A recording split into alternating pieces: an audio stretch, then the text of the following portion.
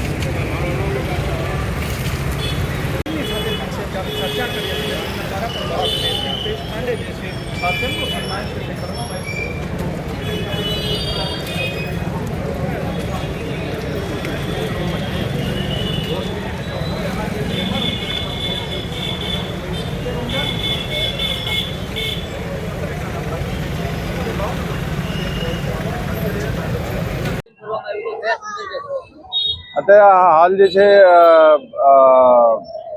તહેવારનો સમય ચાલે છે, એના હિસાબથી કાયદા વ્યવસ્થા જે છે કાયદો જળવાઈ રહે એના હિસાબથી જે પોલીસ વચ્ચે શહેરના અલગ અલગ વિસ્તારોમાં પેટ્રોલિંગ કરે છે, એના જ ભાગરૂપે આજે જે છે સિટી બી, સિટી સી અને સિટી એના વિસ્તારોમાં જે છે પેટ્રોલિંગ કરવામાં આવેલ છે।